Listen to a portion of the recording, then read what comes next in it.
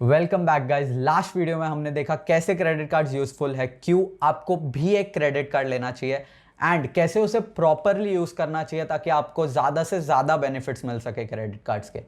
But उस video को upload करने के बाद मुझे रियलाइज हुआ कि और बहुत ज्यादा क्रेडिट सोर्सेज है जहां से लोग पैसे बोरो करते हैं और अपने ऊपर पैसों की बरसात करवाते हैं। बट यहीं पर बहुत लोग गलतियां कर बैठते हैं, बहुत सारी चीजें निगलेक्ट कर देते हैं जिससे उन्हें हैवी पे बैक करना पड़ता है या फिर बहुत केसेस में उनके पास पैसे ही नहीं होते पे बैक करने के लिए। तो इसीलिए इस वीडियो में मैं आपको कुछ टिप्स बताऊंगा which I believe can limit the risk, आपके रिस्क को लिमिट कर सकती है या फिर कम कर सकती है बहुत केसेस में। तो इसी के साथ वीडियो करते हैं स्टार्ट। हाय गाइस, जिन्हें नहीं पता मेरा नाम है तेजस और इस चैनल पर हम पर्सनल फाइनेंस के बारे में डिस्कस करते हैं। तो अगर आप भी इस डिस्कशन में ज्वाइन होना चाहते हो तो कमेंट सेक्शन में जाके आपकी एक फाइनेंशियल मिस्टेक के बारे में लिखिए ताकि दूसरे लोग आपकी मिस्टेक से सीख सके एंड ऑब्वियसली चैनल को सब्सक्राइब कर दीजिए। इसी के साथ बढ़ते हैं हमारे सबसे फर्स्ट टिप पर, जो कि है only borrow as much money as you can repay. आप उतना ही पैसा बोरो कीजिए जितना आप रीपे कर सकते हो। इसका मतलब ये नहीं है कि अगर आपकी मंथली सैलरी 1 लाख है तो आप कोई इतना बड़ा क्रेडिट लेके आपकी पूरी 1 लाख की सैलरी उसकी ईएमआई भरने में चली जाए। यही लोग मिस्टेक कर बैठते हैं। अब क्रेडिट लेने से पहले हमें डिसाइड करना है वो कौन से पार्ट में आता है। वो हमारे नीड्स में आता है, वांट्स में आता है या फिर हमारी सेविंग्स में आता है। अब ऑब्वियसली अगर आप उस पर स्पेंड कर रहे हो तो सेविंग्स में तो बिल्कुल नहीं है वो। अब हमारी नीड्स में आता है या वांट्स में, उस बेसिस पर हमें डिसाइड करना चाहिए कि उस चीज़ को लेने के लिए हमें कितना ज़्यादा ईएमआई भरना चाहिए। जैसे कि अगर कोई कार खरीद रहे हो तो वो आपकी वांट्स की इसमें आता है, तो वांट्स का जितना परसेंटेज ऑफ मनी डेडिकेटेड है एवरी मंथ उतने ही आपको उस चीज़ के लिए ईएमआई भरनी है। और अगर आपकी हाउस जैसी कोई चीज़ का ईएमआई जा रहा है तो वो आपकी नीड्स में आता है, जिसकी वजह से आप उतना ज़्यादा पैसा उस ईएमआई में डेडिकेट कर सकते हो घर के लिए। अब आप लोगों को लग रहा होगा ये चीज़ बहुत ही ऑब्वियस है एंड मैं क्यों ये आपको बता रहा हूँ, बट बिलीव मी, जैसे कि इस चैनल पे मैं बार बार कहते आ रहा हूँ, we people have become donkeys when it comes to buying things. क्योंकि डिजिटल वर्ल्ड ने जितना इजीली एक्सेसिबल बना दिया है चीज़ों को ओन करना, चीज़ों को बाय करना, उतना ही ज़्यादा डिफिकल्ट बन चुका है उन चीज़ों को बाय करने से रेजिस्ट करना अगर वो यूजलेस है। सो आपको खुद से रेजिस्ट करना होगा उन चीज़ों को बाय करने से अगर वो टाइम बीइंग आपके बजट में नहीं बैठती और यूजफुल है, या फिर कंप्लीटली रेजिस्ट करना होगा उन्हें बाय करने से अगर वो कंप्लीटली यूजलेस है। तो इसी के साथ हम आ जाते हैं सेकंड पॉइंट पे, जो कि है keep your tenure as short as possible. आपके लोन पेमेंट का टाइम पीरियड को कम से कम रखना है आपको, क्योंकि जैसे कि मैंने कहा था बैंक को हम जब लोन भरते हैं तो उस पर कंपाउंडिंग इफेक्ट लगता है या फिर कंपाउंड इंटरेस्ट लगता है, जिसकी वजह से जितना ज्यादा टाइम पीरियड होगा कंपाउंडिंग इफेक्ट उतना स्ट्रांग होता जाएगा एंड आपको उतना ही ज्यादा इंटरेस्ट उस पर भरना होगा। अब अगर आप लोगों को कंपाउंडिंग इफेक्ट का मतलब नहीं पता तो उस चीज पर भी मैं वीडियो बना चुका हूं ऑलरेडी, आई बटन पे मैं उसे डाल दूंगा, आप इस वीडियो के बाद उसे जरूर चेक कीजिए।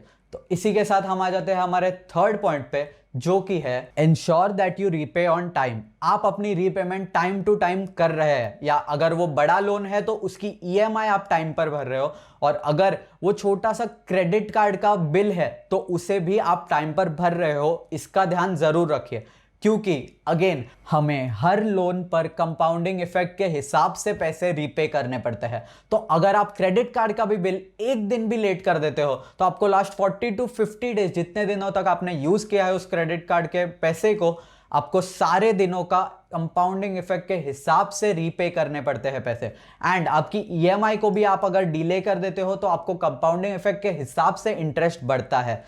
इसीलिए आपको कंपाउंडिंग इफेक्ट का शिकार बिल्कुल भी नहीं होना है। इनफैक्ट आपको सीखना है कि आप कंपाउंडिंग इफेक्ट से कैसे पैसे कमा सकते हैं। उसके लिए अगेन आप उस वीडियो को डेफिनेटली चेकआउट कीजिए।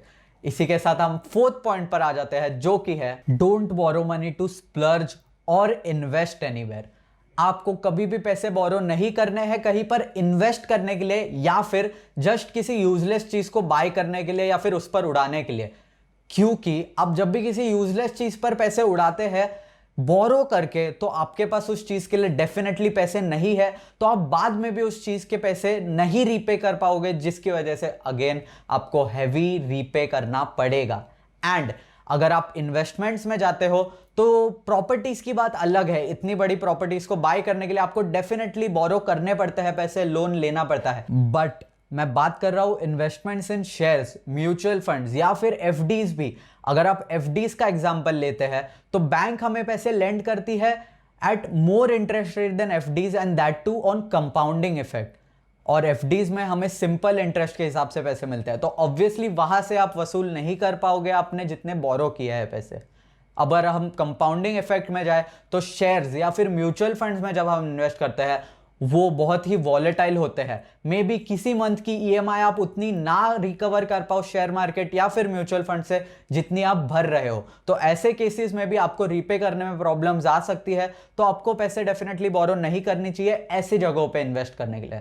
इसी के साथ हम फिफ्थ पॉइंट पर आ जाते हैं जो कि है take insurance on your big loans. आप किसी भी बड़े लोन पर इंश्योरेंस जरूर ले, क्योंकि अगर आप कोई बड़ा सा लोन लेते हैं आप इजीली आपकी सारी कैलकुलेशन करके उसका ईएमआई भर पा रहे हैं एंड सेविंग्स भी कर रहे हैं, एवरीथिंग इज गोइंग फाइन।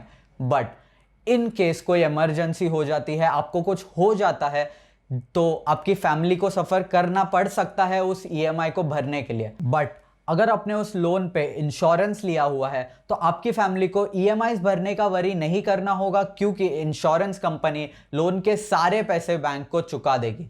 इसी के साथ हम सिक्स पॉइंट पर आ जाते हैं जो कि है शॉप एट बेस्ट प्राइसेस। अब आप कहोगे कि मैं खुद कहता हूं हमें बार बार शॉपिंग नहीं करनी चाहिए, एंड सेल में तो सबसे ज्यादा शॉपिंग नहीं करनी चाहिए, क्योंकि सेल में बहुत सारे डिस्ट्रैक्टिंग ऑफर्स होते हैं जिसकी वजह से हम बहुत सारे यूजलेस चीजें बाय कर लेते हैं और बहुत ज्यादा पैसा वेस्ट कर देते हैं। So stop. आप सेल में शॉपिंग ना करके भी बहुत ज्यादा पैसे बचा सकते हैं अगर आप सिर्फ यूजफुल चीजें बाय करते हैं, एंड आप उन यूजफुल चीजों को बाय करते वक्त उस टाइम पर उस चीज पर सबसे बेस्ट डील मिल रही है उसी रेट पर बाय करें। अब यूजफुल चीजें किसी भी टाइम पर खरीदने का मतलब ये नहीं है कि आप कभी भी जाके किसी भी रेट पर उसे बाय कर लोगे। आपको जब भी वो चीज बाय करनी है आपको उस चीज पर जो सबसे बेस्ट डील मिल रही है फॉर टाइम बीइंग उसी रेट पर उस चीज को खरीदना है, ताकि वहां आप सेविंग्स करो एंड आप सेल में ना शॉपिंग करके डिस्ट्रैक्टिंग ऑफर्स ना देख के यूजलेस चीजें भी नहीं बाय कर रहे हो, तो आपकी डबल सेविंग्स हो रही है। एंड इसी के साथ हम आते हैं सेवेंथ पॉइंट पे जो कि है always read the terms and conditions. अगर आपको टर्म्स एंड कंडीशंस नहीं समझ आती तो अपने लॉयर को या फिर किसी पहचान के इंसान को जिसे ये समझ में आती है उसे लेकर जाइए, और अगर आपको समझ में आती भी है टर्म्स एंड कंडीशंस डेफिनेटली किसी को साथ में लेके जाइए, क्योंकि हो सकता है आप कुछ चीजें मिस कर दे और वो दूसरे इंसान को नोटिस कर जाए। तो इसीलिए आपको हमेशा टर्म्स एंड कंडीशंस पढ़नी चाहिए एंड और एक इंसान को other than your self consult करना चाहिए फॉर श्योर। इसी के साथ हम 8th पॉइंट पर आ जाते हैं जो कि है don't spend your savings to avoid loans. Loans को ना लेने के लिए अपनी सेविंग्स को खर्च ना करें। फॉर एग्जाम्पल, अगर आपके बेटे की एजुकेशन की फीस भरनी है और उसमें आपकी पूरी सेविंग्स जा रही है, तो आपको आपकी सेविंग्स खर्च ना करते हुए एजुकेशन लोन लेना चाहिए, क्योंकि उस चीज के लिए आपके पास ऑप्शन है। बट आप अगर पूरी सेविंग्स खर्च कर देते हैं एंड आपके रिटायरमेंट के लिए आपके पास कुछ भी नहीं बचता, तो ये डिफिकल्ट हो सकता है आपके लिए रिटायरमेंट में, क्योंकि रिटायरमेंट के लिए कोई बैंक आपको लोन नहीं देगी, जबकि एजुकेशन के लिए उसे इजीली एजुकेशन लोन मिल सकता है एंड वो खुद से उसे रीपे कर सकता है after he gets a job. तो ये थी मेरी कुछ tips to minimize the risk and even avoid some mistakes we make while borrowing money. तो अगर आपको इनमें से कोई भी टिप पसंद आई या फिर आप अपनी कोई टिप को ऐड करना चाहते हो तो कमेंट्स में जरूर लिख दीजिए। वीडियो को लाइक कर दीजिए अगर पसंद आई हो, चैनल को सब्सक्राइब कर दीजिए एंड मैं मिलूंगा आपको नेक्स्ट वीडियो में।